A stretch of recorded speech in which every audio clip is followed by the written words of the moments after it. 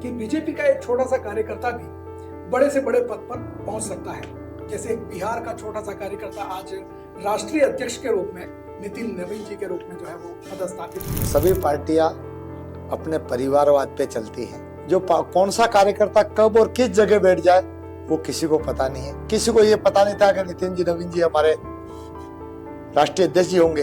इन्होंने खुद ने मंत्रिमंडल का शपथ ली होगी बिहार की, तब उनको पता नहीं होगा कि अगली शपथ में राष्ट्रीय अध्यक्ष जी की लूंगा। पूज्यलाल गायरी जी की राजनीतिक सफर कैसे शुरू हुआ, कहाँ से शुरू हुआ? राजनीति में आने से पहले मैं पोलिंग बूथ का अध्यक्ष बना। उन्होंने कहा कि अपना फार्म नहीं खींचना है, अपना हारना नहीं सीधे। हाँ, तो बचपन कैसा बीता एक पूंजिया का? मैंने साहब 5 रुपए में अहमदाबाद में तगारी तो की है। यहाँ पे तो राजनीतिक क्षेत्र में भी काफी अच्छे मित्र बने होंगे। राजनीति में सबका आदर करता हूँ।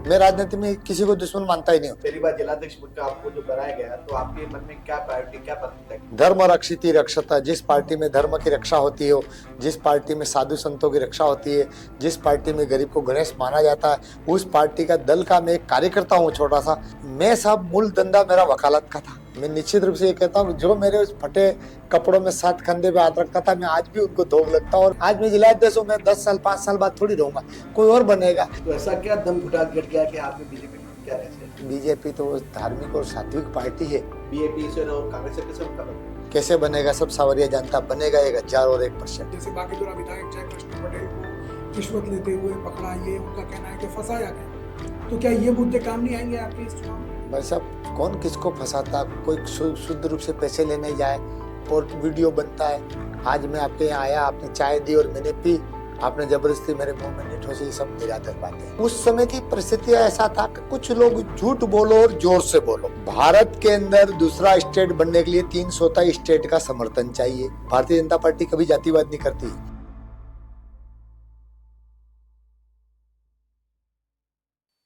नमस्कार, मैं हूं हेमंत पाठक राही और मेरे साथ में है वरिष्ठ पत्रकार सुभाष जी मेहता। और आज हम लेकर के आए हैं डबल अटैक। ये डबल अटैक है आज हमारे राजनीतिक गेस्ट के साथ में। वो है भाजपा के जिला अध्यक्ष पूंजीलाल जी गायरी। पूंजीलाल जी गायरी यानी एक ऐसा कार्यकर्ता जो भाजपा की राजनीति में एक छोटे से कार्यकर्ता से लेकर आज जिलाध्यक्ष के पद पर बैठे हैं। और जिलाध्यक्ष बनने के बाद में आज पहली चुनौती के रूप में पंचायत चुनाव उनके सामने है।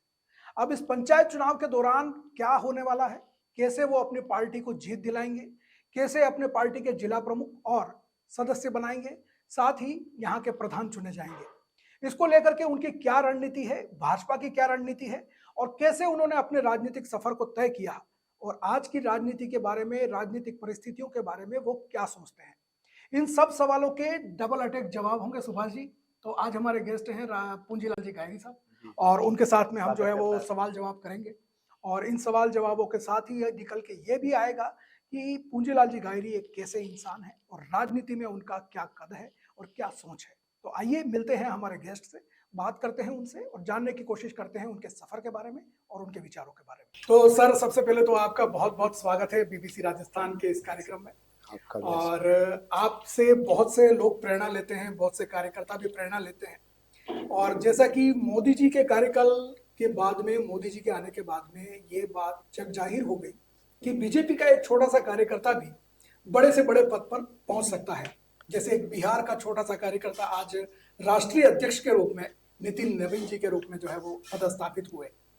तो आपको क्या लगता है कि ये जो राजनीति का परिदृश्य है भाजपा के अलावा कहीं और नजर आता है? देखो, सभी पार्टियां अपने परिवारवाद पे चलती हैं। आप कांग्रेस की बात देखें, सपा है, बसपा है, बहुत सारी पार्टी वो अपने परिवार के इर्द गिर्द रहती है। और बीजेपी है, पार्टी कार्यकर्ताओं के इर्द गिर्द रहती है। जो कौन सा कार्यकर्ता कब और किस जगह बैठ जाए वो किसी को पता नहीं है।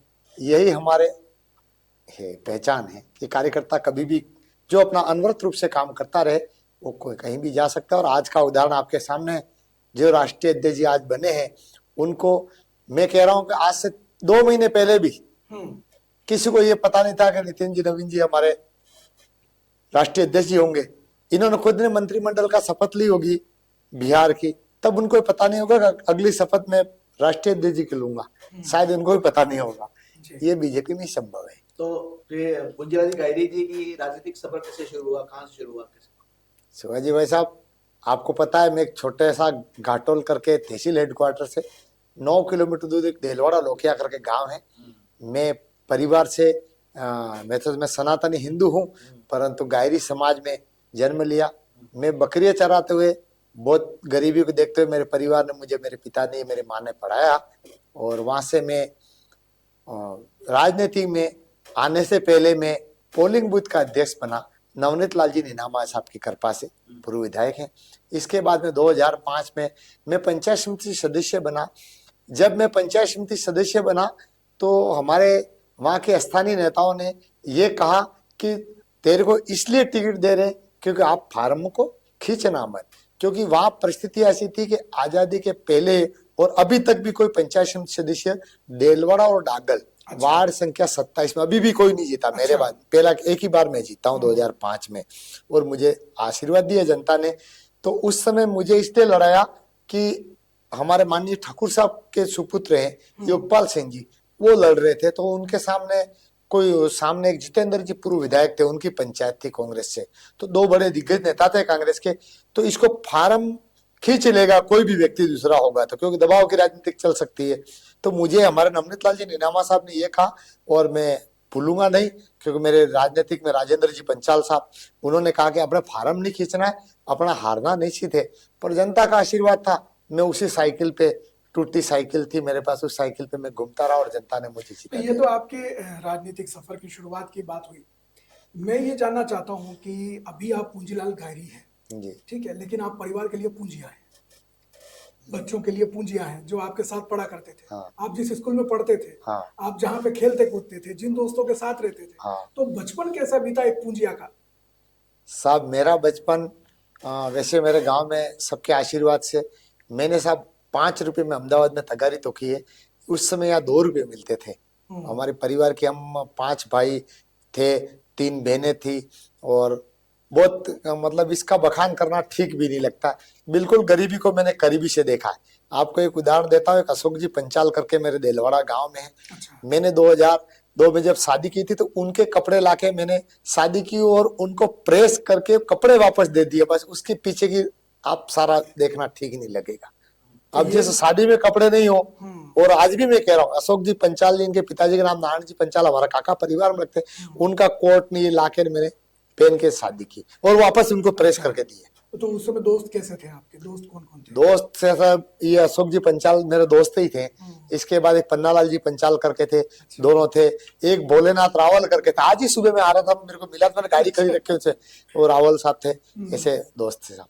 आपके तो राजनीतिक क्षेत्र में भी काफी अच्छे मित्र बने होंगे। राजनीति में सबका आदर करता हूँ। मैं राजनीति में किसी को दुश्मन मानता ही नहीं हूँ। कोई दुश्मन बनता तो अपने कर्मों से, और उसके विचार हो सकते हैं अलग अलग, बाकी राजनीतिक दुश्मनी किसी की नहीं होनी चाहिए, ना होती है। ईमानदारी से अपना काम करो, अपना जो विचारधारा है उसको सामने वालों को परसो, उसमें मान जाए ठीक है, नहीं माने तो वो उसकी विचारधारा है, पर अपने सकारात्मक काम करना है, अपनों को सर अपना काम करना है। आप जैसे पहली बार जिलाध्यक्ष पद का आपको जो बनाया गया, तो आपके मन में क्या प्रायोरिटी, क्या प्राथमिकता थी? साहब देखो, आप तो मेरे एरिया के मेरे भाई हो, ये बड़े भाई साहब मुझे 93 से जानते हैं, जब ये मीडिया थे, मैं कॉलेज में आया गया था। मेरे को पंचायत समिति सदस्य 2005 में बनाया, तब मुझे नहीं कहा था कि तेरे को पंचायत समिति सदस्य का टिकट देगा, टिकट दिया, मैं चुनाव जीता। इसके बाद में मैं मंडल का उपाध्यक्ष रहा, इसके बाद में जिला मंत्री बना, इसके बाद में 2 बार महामंत्री बना, इसके बाद में मैं 2 बार महामंत्री बना। कोई मेरा बायोडाटा किसी को नहीं दिया, कुछ नहीं। एक बार मैं प्रदेश कार्यकारिणी का मेंबर बना जब वसुंधरा जी प्रदेश अध्यक्ष बनी थी। इसके बाद में वसुंधरा जी ने ही मुझे ओबीसी आयोग का मेंबर बनाया था। अब कुछ कालखंड आया जिसमें मैंने कभी पार्टी का काम नहीं करना, ये नहीं। मेरे मन में शुरू से जिज्ञासा है कि धर्म रक्षिति रक्षता, जिस पार्टी में धर्म की रक्षा होती हो, जिस पार्टी में साधु संतों की रक्षा होती है, जिस पार्टी में गरीब को गणेश माना जाता है, उस पार्टी का दल का मैं एक कार्यकर्ता हूँ छोटा सा। मेरे से अच्छा मुझे वही अच्छा लगता है। जिस समय आप राजनीति में आए थे उस समय कांग्रेस का बहुत जोर था जी, और उस समय भारतीय जनता पार्टी संघर्ष करती हुई पार्टी थी। तो परिवार का क्या रोल रहा, कि क्या सपोर्टिव था परिवार आपके राजनीति में जाने से, या वो चाहते थे कोई नौकरी करें या कुछ और काम करें? मैं साहब मूल धंधा मेरा वकालत का था। वकालत से मैं चलता ही था, घर परिवार मेरा चल रहा था और मेरे बच्चे भी पढ़ रहे हैं। परंतु परिवार में कभी कभी जैसे अपन कोई, जैसे मैं, आपको पता है मैं बिल्कुल सनातन के लिए बोलता हूँ, तो कुछ लोग रहते हैं जो उनको मेरी सनातन की बात अच्छी नहीं लगती, वो भी मेरे लिए अच्छे हैं, वो भी मेरे लिए अच्छे हैं, खराब नहीं, पर उनकी मेरी बात करनी जमता तो वो गलत कमेंट जब करते हैं तब मेरे परिवार वाले कहते हैं कि ऐसा नहीं करना है, ऐसा नहीं करना है, ये करते हैं। पर मैं कहता हूँ जी, अगर हर व्यक्ति नींव की ईंट ये विचार कर ले कि मैं ऊपर ही चढ़ूंगा तो नीचे कौन जाएगा, इसलिए अपन सनातन। तो आपके जो साथी थे या आपके जो दोस्त थे वो राजनीति में कितना साथ रहे आपके, और क्या उनका साथ मिला या वो अलग हो गए? मैं साहब आज भी मैं ये दावे के साथ कहता हूँ, मैं आपके इसके मार्फत नहीं, मैं निश्चित रूप से ये कहता हूँ, जो मेरे उस फटे कपड़ों में साथ कंधे पे हाथ रखता था, मैं आज भी उनको दोग लगता हूँ। और मेरे बहुत अच्छे दोस्त हैं, और मेरे कॉलेज में भी जो दोस्त एक बार बने वो भी आज मुझे बहुत अच्छा आदर करते हैं। मैं इनका इतना आदर करता हूँ, वो खुद कहते हैं यार आप इस पोस्ट पे पहुंच गए, आपको इतना झुकना नहीं चाहिए। मैंने कहा ये कद पद मद ये सब, मैं थोड़ा सा एक धार्मिक प्रकृति हूँ कि संसार नश्वर है, इसमें सब नष्ट होने वाली पोस्ट है। आज मैं जिलाध्यक्ष हूँ, मैं 10 साल 5 साल बाद थोड़ी रहूंगा, कोई और बनेगा, पर मैं मेरा नेचर को क्यों बदलूं, मेरे चरित्र को क्यों बदलूं, मेरे कर्तृत्व को क्यों बदलूं, मेरे व्यक्तित्व को क्यों बदलूं? नहीं बदलना है। कभी इस पोस्ट पे नहीं भी रहेंगे तो आप भी मिल जाओगे यार पूंजीलाल ठीक आदमी ये पहचान। पुंजीलाल जी, बात हो गई जीवन की अपनी बात कर रहे, राजनीतिक बात कर रहे हैं जी राजनीतिक हलचल काफी वगड़ में अपना धूम मचा रखी है आजकल। हाँ जो कि पूर्व में एक नेता रहे हैं मालवीय जी, 23 महीने के लिए भाजपा में आए हाँ। और अचानक उनका दम घुटने लगा बीजेपी में। तो ऐसा क्या दम घुटा गिर गया कि आपके बीजेपी में उनके आने से?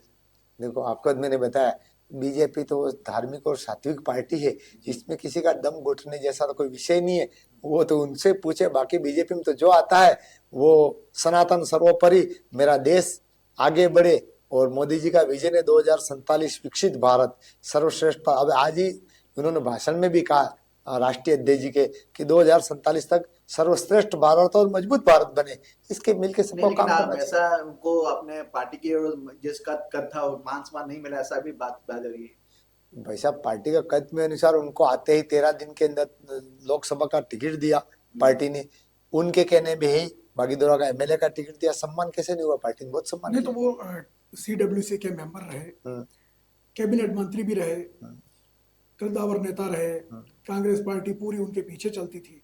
ऐसे नेता को आप तोड़ करके बीजेपी में लाए, तो क्या बीजेपी की जिम्मेदारी नहीं थी कि उनको कम से कम कुछ पद दिया जाए या कुछ ऐसी प्रतिष्ठा दी जाए जिससे कि वो बीजेपी में अपने आप को जो है वो एक अच्छा महसूस कर सके? साहब जब वो आए थे तब उन्होंने एक स्टेटमेंट देता, बीजेपी में धर्म का आदमी, बीजेपी मेरी माँ है, मैं माँ की सेवा करने के लिए आया हूँ।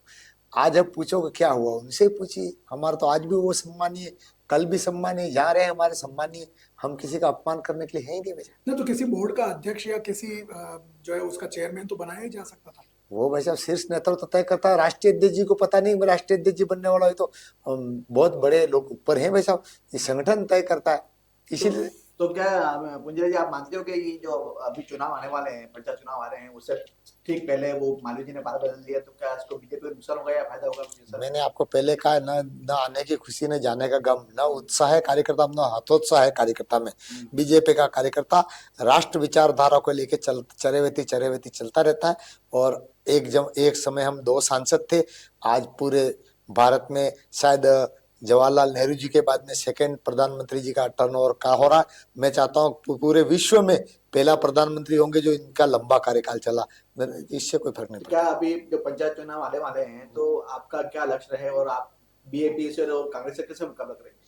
कुछ नहीं, आपके जिला प्रमुख भाजपा का बनेगा, कैसे बनेगा सब सावरिया जनता बनेगा, 1001%। नहीं तो इसमें भारत आदिवासी पार्टी जो भील प्रदेश की मांग कर रही है या दूसरे जो मुद्दे उठा रही है, जैसे बागीदोरा विधायक जयकृष्ण पटेल को रिश्वत लेते हुए पकड़ा, ये उनका कहना है कि फंसाया गया, तो क्या ये मुद्दे काम नहीं आएंगे आपके इस चुनाव में? भाई साहब कौन किसको फंसाता, कोई शुद्ध रूप से पैसे लेने जाए और वीडियो बनता है। आज मैं आपके यहाँ आया, आपने चाय दी और मैंने पी, आपने जबरदस्ती मेरे मुंह में नहीं ठोसी, ये सब निराधार बातें। तो आपको लगता है कि मतलब उन्होंने रिश्वत ली? तो उससे ये समझो जो आपने चाय दी और मैंने पी, इसका मतलब मेरी इच्छा थी। तो उसके बाद में जो ये कहना है कि मालवीय जी ने उनको फंसाया, तो अब तो मालवीय जी बीजेपी में रहे भी नहीं। हाँ। तो बीजेपी पे जो आरोप लग रहा है कि भाई बीजेपी सरकार ने जो है वो इनको फंसाया। मैंने कहा बीजेपी राष्ट्र को विचारधारा को लेके चलती है। बीजेपी किसी को फंसाने का, किसी को उलझाने का कभी काम नहीं करती। बीजेपी अपनी विचारधारा को सामने रखती है और विचारधारा से जो कारवा बढ़ता चला गया, आज तक 90% राज्यों में हमारा राज्य होने आ गया। आज सबसे ज्यादा विधायक हमारे भारत देश में। पुंजरा जी, एक बात होता है कि जैसे कि प्रदेश में भाजपा सरकार है, लेकिन क्या ऐसा कारण रहा कि बांसवाड़ा में खाली एकमात्र सीट है भाजपा की?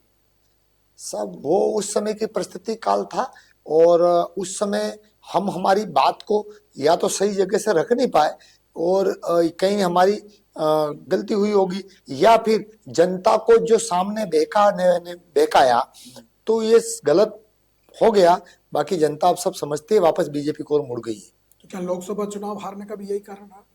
उस समय की परिस्थितियां ऐसा था कि कुछ लोग झूठ बोलो और जोर से बोलो, तो उन्होंने ऐसा हमारे यहाँ इन लोगों को झूठे बोले, जीते वादे किए, हम 5वीं पास नौकरी लगा देंगे, हम भिलिस्तान बना देंगे, ऐसा कुछ। मैं आपको बता रहा हूँ, आप तो मेरे से ज्यादा बुद्धिजीवी है। भारत के अंदर दूसरा स्टेट बनने के लिए 3 स्टेट का समर्थन चाहिए, पहली बात। भारत के अंदर दूसरा स्टेट बनने चाहिए, हमारे पास है क्या, हम कौन सा यहाँ उद्योग चल रहे हैं या कौन सा क्या, उसका इनकम क्या है, ऐसा कोई संबंध।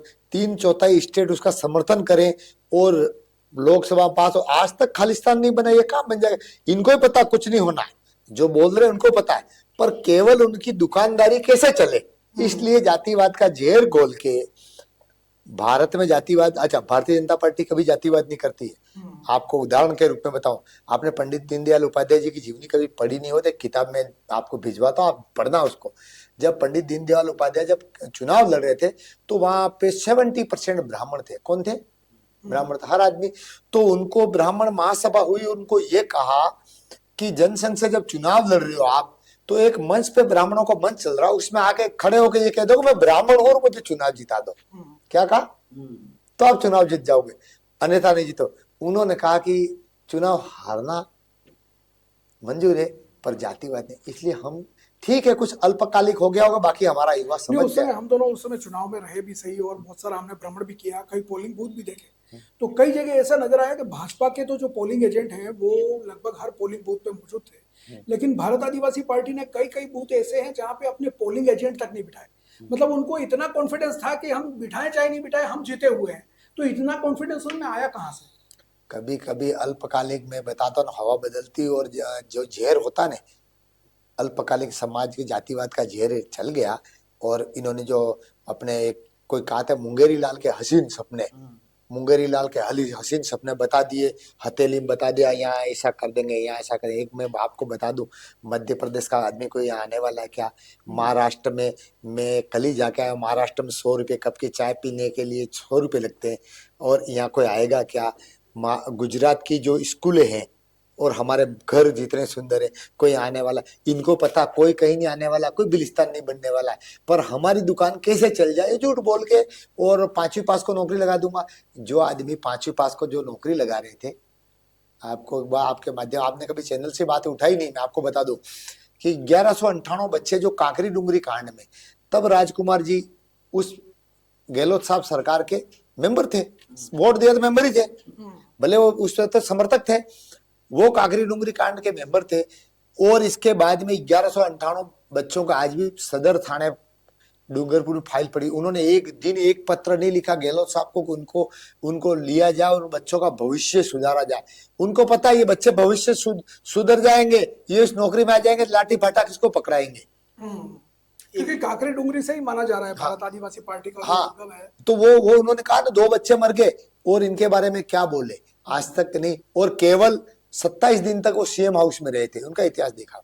इसलिए वो कहीं कुछ नहीं होने वाला, केवल स्वार्थों की राजनीति करके अपनी दुकान जला ली, और बाकी तो कोई उसमें बात निकली अभी पेपर लीक, जो लीक मामले हुए थे, उसमें जो बाबूलाल कटारा मुख्य आरोपी जो हैं, आरोपी हैं, उनका खुलासा किया वागड़ के कई नेता और भी शामिल हैं।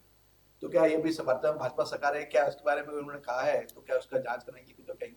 हमारे मुख्यमंत्री जी ने एक बहुत बड़ी बात की है, सीधे साधे मुख्यमंत्री जी, उन्होंने कहा है कि कोई गुनहगार होगा उसको बख्शेंगे नहीं, बेगुनाह को परेशान करेंगे नहीं। हम, हमारा विरोधी भी और बेगुनाह हो तो हम परेशान नहीं करें, गुनहगार होगा, हमारी सरकार एसओजी जांच कर रही है वो प्रश्न उनका है। लेकिन उसमें एक पेपर लीक मामले में एक बड़ी विडंबना आई कि जैसे ही मामला हुआ तो बांसवाड़ा डूंगरपुर के में बच्चों के एग्जाम सेंटर बंद हो गए, उनको बाहर बच्चों को बाहर जाना पड़ रहा है। कहाँ तक कितनी तकलीफ होती है उसका उसके बारे में मैं बच्चों की बात का मैं भी समर्थन करता हूं। उनके बारे में हम हमारा आला अधिकारी से बात करेंगे, जिन्होंने गलती की उन्हें सजा की, बाकी हमारे बच्चों के साथ हम खड़े। क्योंकि ये जो पेपर लीक वाला जो मामला, सुभाष जी ने भी सवाल पूछा, सागवाड़ा के जो नेता हैं, एक बड़े नेता हैं जो मुख्यमंत्री जी के खास रहे हैं, गहलोत जी के, पूर्व मुख्यमंत्री जी के, बांसवाड़ा के नेता हैं जो मालवीय जी का भी नाम आया, बामनिया जी का भी नाम आया। तो जो ये पार्टी वापस बदलने वाली जो बात सामने आई, तो इसमें ये भी कारण बताया जा रहा है कि पेपर लीक प्रकरण में उनका नाम आया और इस वजह से जो है वो उन्होंने सारा जो ये गेम खेला पार्टी बदलने का। देखो, वो उनसे ये प्रश्न उनका ही है, मेरा नहीं है। बाकी अपने मुख्यमंत्री जी ने ये कहा है कि जो गुनाहगार होगा उसको सजा मिलेगी और बेगुनाह को परेशान नहीं करेंगे। एक बात और पंजाबी बात आ रही कि जैसे ही मालवीय जी ने पार्टी बदली और उसी रात तुरंत ईडी की वो सीबीआई के रेडो कैसा क्या हो गया? वो ईडी एक स्वतंत्र है, सीबीआई, एसओजी ये सब स्वतंत्र एक शाखा है, उनका किसी पे नहीं। वो प्रश्न का जवाब वही देंगे, हमारी ओर से कोई ऐसा 23 महीने जब वो भाजपा में थे उस समय तो कार्रवाई हुई नहीं। उसी जैसे ही उन्होंने जो है वो पद छोड़ने की घोषणा की, तुरंत जो है वो छापे पड़ गए। पर मैंने आपको कहा नहीं, वो प्रश्न का उत्तर वो आसानी से दे पाए। तो आपकी सरकार ने की है। जी, सरकार तो हमारी है ना, हम मान रहे हैं। सरकार पर वो स्वतंत्र एजेंसी है, सरकार तो हमारी है। नहीं, इसमें स्वतंत्र है। मैं आपको फिर बता दूं, कभी खुद सीएम साहब कहते हैं स्वतंत्र एजेंसी काम करे, किसी इतने लोगों को पकड़ के ले गई, एजेंसी का मन उसकी बात ही क्यों जगता है? नहीं, ये करते ही नहीं। यही तो हमें अंतर है। हमने एक एजेंसी है, तो हमारे सीएम साहब ने, हमारे मोदी जी ने कह रखा आप अपना स्वतंत्र काम करो, हम किसी को परेशान करने के लिए करते ही नहीं। तो उनका काम आप एजेंसी की जो बात कर रहे हैं, जैसे जय कृष्ण पटेल को रिश्वत लेते हुए पकड़ा और लंबे समय तक जांच चली, उसके खिलाफ जो है वो अभियोग की स्वीकृति जो है विधानसभा अध्यक्ष ने लंबे समय तक नहीं दी और उनको जमानत मिल गई। तो जमानत मिलने से पहले क्यों नहीं अभियोजन स्वीकृति की उसकी? वो देखो, ये प्रश्न भी आपका बहुत अच्छा है। विधानसभा अध्यक्ष भी अपने आप में एक स्वतंत्र बॉडी है। उसमें देखो, हमारा अगर हम चाहते तो हम उनसे हम चाहते ही नहीं, हम गलत काम को जो भी नियमानुसार वो हो, इसीलिए उनको अभियोजन स्वीकृति, क्योंकि वो स्वतंत्र बॉडी है। विधानसभा अध्यक्ष बनने तक पॉलिटिकल नहीं रहा, नॉन पॉलिटिकल हो गए वो। विधानसभा के अध्यक्ष है, वो तो सबके अध्यक्ष हैं। क्योंकि अगर स्वीकृति मिल जाती तो उनकी विधायकी जा सकती थी, और विधायकी जा सकती थी तो जो है वो बीजेपी को फायदा ही होता है उससे। पर मैंने कहा नहीं, वो नॉन पॉलिटिकल पोस्ट हो गई। अभी विधानसभा अध्यक्ष महोदय है ना, वो नॉन पॉलिटिकल है। आज उनको एमएलए साहब नहीं कह सकते, विधानसभा अध्यक्ष है, उनकी स्वतंत्र एजेंसी, स्वतंत्र काम है उनके बारे में। बागीजोरा में क्या स्थिति है? अभी मालवीय जी वापस आ गए, बागीजोरा में उनका वापस होल्ड शुरू हो गया। अभी उन्होंने वहां पे भैरव जी में सभा भी की और खुलेआम जो है वो बीजेपी को बारे में बहुत कुछ कहा। तो अब क्या लगता है कि क्या बागीजोरा के अंदर अभी भी भाजपा मजबूत है? मैं आपको निश्चित रूप से एक बात बताऊं, बीजेपी सर्वत्र मजबूत है। आज की तारीख में पाकिस्तान में भी चुनाव करो तो बीजेपी जीत जाए, इतनी मजबूत है, कहीं समस्या नहीं है। बीजेपी अपने आप में नरेंद्र मोदी जी के नेतृत्व में, हमारे राष्ट्रीय अध्यक्ष जी के नेतृत्व में, हमारे प्रदेश अध्यक्ष जी ने राजस्थान मजबूत है और बीजेपी का कोई समस्या नहीं है। और आपको आपके चैनल से माध्यम एक निवेदन कर रहा हूँ, आज मैं एक ये माला पकड़ कह रहा हूँ, 1001% नोट कर लेना आज का दिन। राजस्थान में सरकार फिर पुनः से बीजेपी की आएगी, कोई नहीं रोक रहा है। नहीं, आपके अब जो आगामी 2-3-4 महीने रहे हैं पंचायत चुनाव को लेकर, आपकी क्या रणनीति और कैसे आप चुनाव को करेंगे? सब चुनाव कार्यकर्ता लड़ते हैं, बीजेपी में कार्यकर्ता ही सबसे बड़ा नेता। कौन कार्यकर्ता किस कुर्सी पे जाएगा, हमारे कार्यकर्ताओं में कभी दौड़ रहती नहीं, कुर्सी की लड़ाई रहती नहीं। आप किसको मानते हो अपना जो प्रतिनिधि को, किसको मानते हो? बीजेपी को या बीजेपी को? मैं कांग्रेस को, दोनों कोई प्रतिनिधि नहीं है हमारा। तो उनका काम कर रहे, हमारी विचारधारा जीतेगी। क्या क्या प्रतिद्वंदी वो, हमारी विचारधारा, हम राष्ट्र विचारधारा लेके सबका साथ, हमारा नारा है सबका साथ, सबका विकास, सबका विश्वास। नरेंद्र भाई मोदी के नेतृत्व में देश विश्व गुरु बनने जा रहा है। 47 तक का लकीर खींच दी है मोदी जी ने। अब कुछ नहीं, हम चुनाव जीतेंगे सारे। नहीं, तो ये जब आप चुनाव जीतने की बात करते हैं, इतना आप जो कॉन्फिडेंस से कह रहे हैं, हाँ। और आप, हमने देखा है आपको कि आप गांव-गांव में घूमते हैं, लोगों से मिलते हैं, सारी चीजें हैं, लेकिन अभी जैसे जो उपचुनाव हुए, तो उपचुनाव में वो फायदा नहीं मिल पाया। कौन से उपचुनाव? सरकार में जैसे होते 84 क्षेत्र उपचुनाव हुआ, वहाँ पे जो टॉप के बुनियाद है उपचुनाव हुआ, वहाँ पे बीजेपी कुछ आंशिक परिस्थितियां होती है, वातावरण बदलता। आप 84 में 70,000 से पहले वो जीते थे, वो 23,000 पे आ गए। मन बदला कि नहीं बदला? उसी 84 में जिला परिषद सदस्य हमारा बीजेपी का जीता, जो राजकुमार जी की पंचायत है। जनता बदल चुकी है, जनता सब समझ ये अभी चुकी है। लेटेस्ट होनियारा में चुनाव हुए, हाँ, तो वहां पर बीजेपी को हार का सहना पड़ी। कुछ आंतरिक रूप से कोई जातिवाद का जहर हुआ है, कुछ कमियां रही होंगी, उसको सुधार देंगे। अभी तो हमारी सरकार है। तो अभी ये जैसे राजकुमार रोध के भी लगभग 2.5 साल हो गए, जैसे मोदी सरकार के भी हो गए, तो इन 2.5 साल के दौरान आपको क्या लगता है कितना विकास हुआ बांसवाड़ा डूंगरपुर के अंदर संसदीय मत से? बांसवाड़ा डूंगरपुर में विकास तो मेरे को तो कहीं दिख नहीं रहा इनके मत से। तो बाकी हमारी सरकार जो विकास कर रही है, आपको पता है 50,000 करोड़ का जो प्रोजेक्ट है, ये कुछ भी बोल दो, कुछ बोलने से कुछ नहीं होगा। यहाँ 50,000 जो करोड़ का प्रोजेक्ट है, उसमें 10-20 हजार लोग काम करेंगे। कहाँ से करेंगे? यहाँ से करेंगे। कोई नाई की बाल कटिंग की दुकान, कोई नाई बाहर से आएंगे क्या? इंग्लैंड से, यहाँ से होंगे। कोई दूध बेचने वाला है ऐसा, कोई सब्जी बेचने वाला है ऐसा, कोई इंजीनियर यहाँ होगा, कोई ITI किया होगा, कोई पॉलिटिकल होगा। सारे लोग पॉलिटेक्निक कॉलेज भर जाएंगी। और यहाँ पे जब रास्ता आएगा तो आने जाने का साधन बढ़ेगा। तो एरिया में टायर पंचर बनाने वाले का भी प्रॉफिट है। आपने बात छेड़ी भी, जाने रास्ते की बात छेड़ी, तो बांसवाड़ा जिले में सड़कों की स्थिति आपसे छुपी हुई नहीं है। नहीं, बदहाल स्थिति सड़कों की है, तो क्या काफी समय हो गया लोग परेशान है। सड़कें बहुत अच्छी हैं, पहले की बनी से तो बहुत अच्छी है। अभी बरसात इस साल बहुत भयंकर हुई, इस वजह से बाकी बजट बहुत सारा आया। अभी 50-50 करोड़ का प्रत्येक विधानसभा वाइज बजट हमारे भजन लाल जी ने दिया। आप विधानसभा क्षेत्र आते हो घाटोल में, वहां पर गोल्ड माइन निकली थी, लेकिन काफी समय से वो सुना जा रहा, कुछ हो नहीं रहा है। सर अभी तक तो कोई सोना नहीं निकल के जा रहा। उनकी विभागीय जो प्रक्रिया है उसके अंदर है, ना कोई ओपन खदान है ना कुछ नहीं। वो तो लोगों ने ऐसा एक भ्रम फैलाया था कि ओपन खदान हो जाएगी, हमको भागना पड़ेगा और हम चले जाएंगे और आप इस प्रकार का करो। ये भ्रम, मैंने कहा था ये भ्रम फैला के चुनाव जीतने वाली बात है, ऐसा कुछ नहीं है। वहां के लोग वहीं रह रहे हैं, कहीं कोई नहीं। और सोना भी निकलेगा तो हमारे जो एक मशीनों से निकलता है और वो जाएगा तो हमारे राजस्थान को भी फायदा होगा और हमारे देश को भी फायदा होगा। राजस्थान में जैसे बीजेपी सरकार है, बांसवाड़ा हम जिले की बात करें तो एक जो है विधायक हैं, और अभी अगर हम देखें तो सरकार के प्रतिनिधि के रूप में या जो भाजपा के प्रतिनिधि के रूप में आप यहाँ पे हैं, तो जिले की समस्त चीजों के बारे में जो सवाल हैं विकास के या दूसरे, उनके जवाब देने की जिम्मेदारी आपकी बनती है। तो हम जब आप बात कर रहे हैं पावर प्लांट की, 50,000 का पावर प्लांट लग गया और ये दूसरी चीजें आप जो गिना रहे हैं, लेकिन जो इंफ्रास्ट्रक्चर डेवलपमेंट होना चाहिए, जैसे कम से कम सड़कें इतनी सुधार होनी चाहिए कि उन पावर प्लांट के लिए या दूसरे जो उद्योग धंधे लगे उनके लिए कोई मशीनरी आवे या कुछ आवे, तो वो कहाँ से आएगी? ना अभी तक हाईवे बन पाए हैं, ना हाईवे ठीक हो पाए हैं। देखो हाईवे तो अभी तो रतलाम से तो यहाँ बांसवाड़ा तक का एक, आपको ये प्रतापपुर से जो आ रहा है ना उदयपुर वाला, उधर गुजरात टच करते हुए मध्य प्रदेश की सीमा में जा रहा है। हजारों करोड़ रुपए आ रहे हैं साहब। मैं इसकी पूरी डायरी बुकलेट दे दूंगा आपको, कोई समस्या नहीं। और जहां तक रेल की बात है, वो रेल की बात है, हमारे आला अधिकारियों ने बात करी है और मैं निश्चित रूप से विश्वास दिलाता हूँ कि नरेंद्र भाई मोदी के नेतृत्व में वो ही करेंगे और आएगी। क्योंकि राजस्थान और जो रेलवे है उसके अभी बीच आप, में एक MOU हुआ था। अभी आपके शायद नॉलेज में होगा, नहीं होगा तो मैं अभी लेके नहीं आया, मुझे बताया नहीं आप यहाँ आने से पहले। अभी उधर घाटोल से भी सर्वे होके इधर आई है। हाँ, निम्बाहेड़ा से दाहोद की एक रेल लाइन की बात हो रही है, इधर से भी आई है। और वो सीधा वहाँ अलीराजपुर करके कोई जिला है, वहां जोड़ रहे हैं।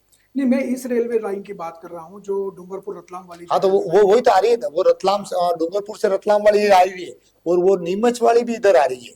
तो और अलीराजपुर रोड मैं जो बता रहा था, क्या हम हमारे जीवन काल में हम रेल देख पाएंगे? हाँ बिल्कुल।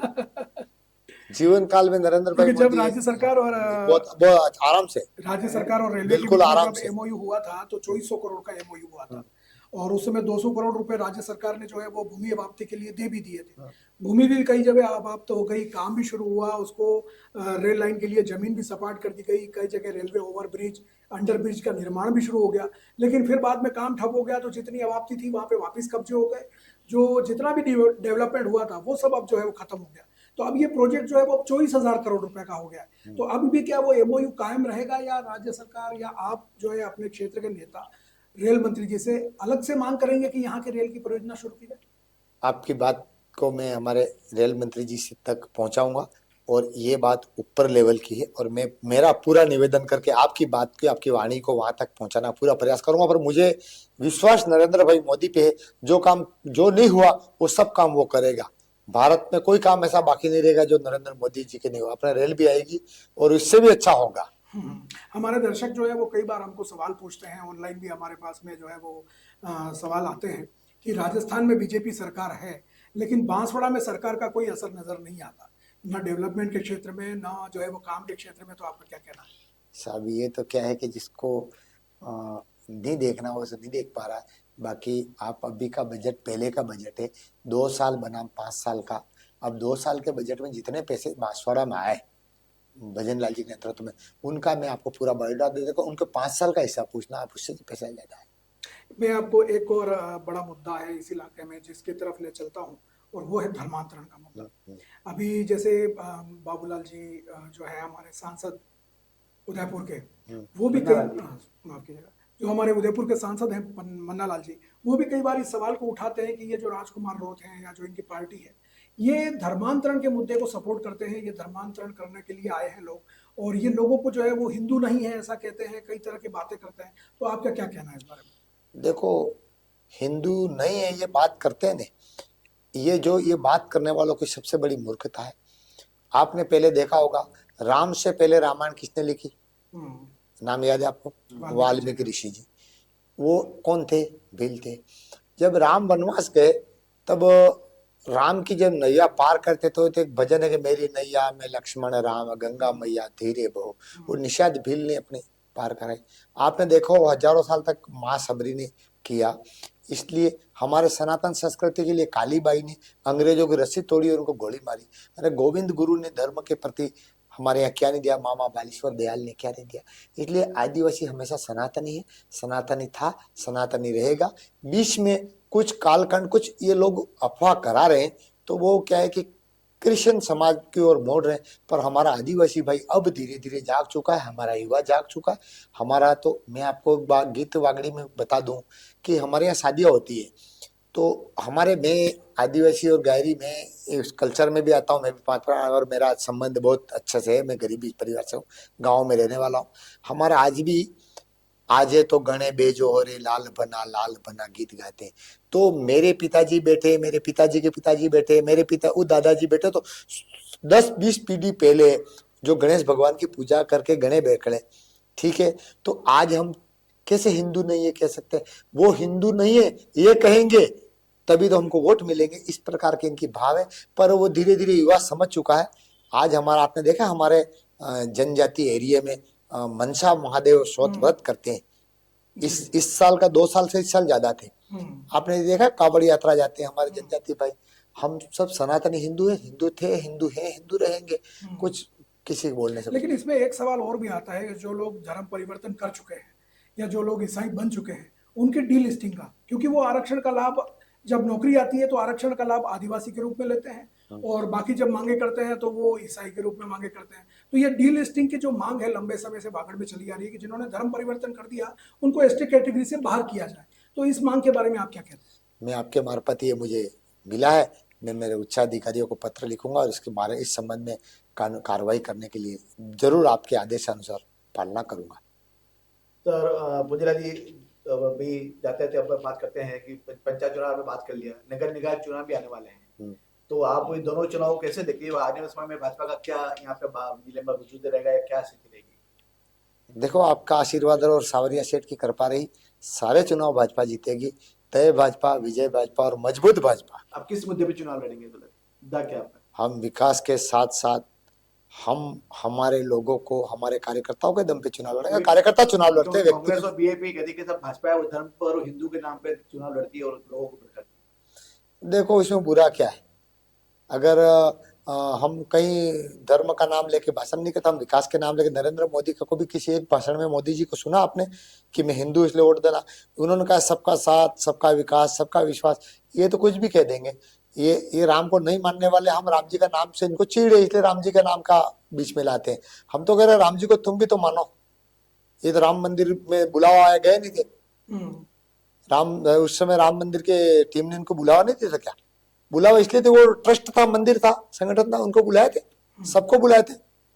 तब नहीं, आप ये जो भ्रम भूना फैलाया कुछ लेकर, लेकिन काफी आपको हार का सामना करना पड़ा। आप उसको कैसे मुकाबला करेंगे? इसको तोड़कर कैसे करेंगे इसको? अब हमारी जनता सब समझ चुकी है कि वो भ्रम फैलाने का काम करते थे। आपने कहा भ्रम फैलाया, बात भी सही है कि उन्होंने भ्रम फैलाया, पर अब हमारी जनता समझ चुकी है और हम चुनाव जीतेंगे।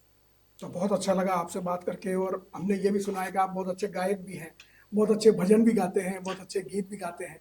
तो एक गीत हमारे दर्शकों के लिए हो जाए, वहीं से इस कार्यक्रम को समाप्त करेंगे। देखो एक गीत था, उस गीत में हमारे वागड़ी में गीत है, ठीक है, तो उस वागड़ी में जब ये जो हिंदू समाज की नहीं हुई बात कहते हैं लोग, तो हमारा जनजाति समाज 110% सनातनी है, सनातनी था, सनातनी। इस गीतों से पता चलता है जी। कैसे चलता है जी। तो एक गणेश भगवान का जो कार्यक्रम होता है, गणे बाकड़ा बोलते हैं हमारे वागड़ी में, गणे बाकड़ा। तो हमारे आदिवासी भाइयों में, हमारे जो लोग हैं उनमें, आज तो गणे बेजो हो रे लाल बना का को आवे ने तेड़ू बेजो हो रे लाल बना। उस बना उस पुरुष को कहते हैं। और शादी हो जाती है ना, शादी होने के बाद में गौतमेश्वर महादेव है अरनोद के पास, आप तो गए होंगे, वहाँ हमारे उधर से गीत गाते हैं, मारे वाड़ा में भोवली हो तीरथ जय रे जय, मारे गौतम जी मोटो देव रे तीरथ जय रे जय, मोहानी बाधा लेवो तीरथ जय रे जय, मारे जोड़नारा लनी बाधा है तीरथ जय रे। तो शादीशुदा दूल्हा दुल्हन चल के वहां जाते थे। तो वो तो ये शिव जी को मानने वाले इसलिए सनातन है। एक सवाल रह गया है, वो बीच में अपन छोड़ देंगे। जैसे हम बात करते हैं वागड़ के पहचान की या बांसवाड़ा के पहचान की, जब हम बात करते हैं तो हमारे यहाँ का एक शहीद स्मारक है मानगढ़ धाम, 1913 में, जहाँ पे जलियांवाला बाग से भी बड़ा नरसंहार हुआ। उसको राष्ट्रीय स्मारक बनाने की मांग कई बार उठी, कांग्रेस ने भी की, बीजेपी ने भी की। जब भी मोदी जी यहाँ आते हैं उसकी तरह की बात चलती है। तो उसको राष्ट्रीय स्मारक बनाने में क्या बाधा आ रही है? देखो, इसका विकास ही भाजपा ने किया। सबसे पहले आप इस विषय पे ध्यान रखना, सबसे पहले यहाँ से रोड लेगी बेरो सिंह जी की सरकार थी, और सुन्नी लाल जी गरासिया पीडब्ल्यूडी राज्य मंत्री थे। पहले कोई रोड चढ़ा है वहां पे प्रथम बार में, तो भाजपा राज में चढ़ा। दूसरी बात, नरेंद्र भाई मोदी के नेतृत्व में हमारे वसुंधरा जी भी मुख्यमंत्री थे, दुनिया भर का पैसा दिया। आज जितना डेवलपमेंट हुआ बीजेपी की राज में हुआ, और आने वाला समय भी मोदी जी से ध्यान में, और जरूर आपकी भावना का कदर करते हुए। क्योंकि मानगढ़ धाम जो है ना, वो आदिवासी अस्मिता से जुड़ा हुआ है, और जब भी, चाहे वो भारत आदिवासी पार्टी की बात हो, चाहे भारतीय जनता पार्टी की बात हो, चाहे कांग्रेस की बात हो, जब भी कोई आदिवासी के नाम से बड़ा सम्मेलन करना हो तो मानगढ़ धाम ही याद आता है, और मानगढ़ धाम पे ही सारे कार्यक्रम होते हैं। लेकिन कोई भी पार्टी इसको डेवलप करने की चाह, ऐसा है, इनको तो वहाँ कार्यक्रम ही नहीं करना चाहिए, बाकी पार्टियों को तो क्यों नहीं करना चाहिए, ये प्रश्न आपका उत्तर है। क्योंकि जब अंग्रेज थे, अंग्रेज क्रिश्चियन थे, इंग्लैंड से आए थे, जब गोलियां मारी हमारी जनजाति भाइयों को, तब इन क्रिश्चियनों ने मरवाई, मारे, राज उनका था, उन्होंने मारी। तो ये जाके हिंदू समाज को वहां तो गालियां देते थे, ये इनको करना ही नहीं चाहिए।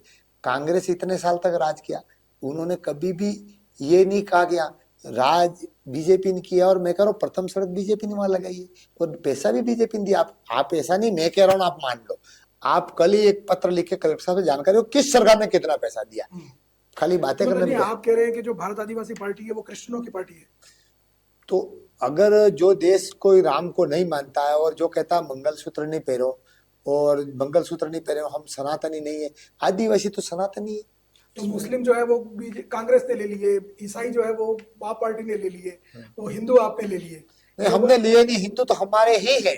हम क्या ले, हम आप सब सर, हर हिंदू हिंदुस्तान को मानने वाला है, भारत भूमि को राष्ट्र माँ मानने वाला, भारत भूमि को माता मानने वाला, चाहे हिंदू हो, मुसलमान हो, क्रिश्चियन हो, सब भारत के सपूत है। हम तो सबको साथ लेके चलना चाहते हैं, हम किसी जातिवाद पे और क्षेत्रवाद की बात ही नहीं करते। बीजेपी में न तो कोई जातिवाद है, न क्षेत्र कॉलम ही नहीं है, हम राष्ट्रवाद है। क्या है? राष्ट्रवाद। हम जहाँ खड़े रहे भारत भूमि और भारत माता के लिए सब काम करें। हम मुस्लिम भी हमारे भाई है जो भारत माता को मानता है, क्रिश्चियन भी हमारे भाई जो भारत माता को मानते हैं। जो अगर भारत के टुकड़े होंगे इंशाल्लाह इंशाल्लाह बोलेगा, वो भारत का सपूत नहीं है। हिंदी में एक शब्द है जान पहचान। आप किसी व्यक्ति को जानते हैं लेकिन उसे पहचानते नहीं हैं, और पहचानते तब हैं जब आप उसके साथ बैठते हैं, दो बातें करते हैं, उसके भीतर के इंसान को समझते हैं, तब आप उस व्यक्ति को पहचान पाते हैं। पूंजीलाल जी गायरी के बारे में सब जानते हैं, बीजेपी के अध्यक्ष हैं, लेकिन वो कैसे इंसान है, वो क्या सोच रखते हैं अपने बारे में, अपनी पार्टी के बारे में, अपने कार्यकर्ताओं के बारे में और अपने क्षेत्र के बारे में और अपने देश के बारे में, तो आज हमें बातचीत करके पता चला, उनसे पहचानने की हमने कोशिश की पूंजीलाल जी गायरी को, और बहुत ही अच्छा लगा आपसे बात करके। आपको कैसा लगा ये हमें जरूर बताएं। हमारे यूट्यूब, इंस्टाग्राम, एक्स और फेसबुक पे जाके आप ये कार्यक्रम देख सकते हैं। वहां पे आप अपने कमेंट करके जरूर बताएं कि आपको ये बातचीत, ये डबल अटैक कैसा लगा, और अगर आपके भी मन में कोई सवाल है तो आप हमें कमेंट करके जरूर पूछें। हम फिर एक बार पूंजीलाल जी को बुलाएंगे और उनसे वो सवाल जरूर पूछेंगे। और अगर आप व्यक्तिगत रूप से हमें कुछ बताना चाहते हैं तो हमारा मोबाइल नंबर है 9414102499, उस पर भी आप हमें भी संदेश भेज सकते हैं। तो फिर मिलेंगे ऐसे ही किसी जनप्रतिनिधि के साथ में, ऐसे ही किसी नेता के साथ में, और करेंगे डबल अटैक उन पर सवालों का। तब तक देखते रहिए बीबीसी राजस्थान। दीजिए सुभाष मेहता और हेमंत पाठक राही को इजाजत। सबको नमस्कार, धन्यवाद। सबने जय गुरु महाराज ने राम राम, जय जय श्री राम।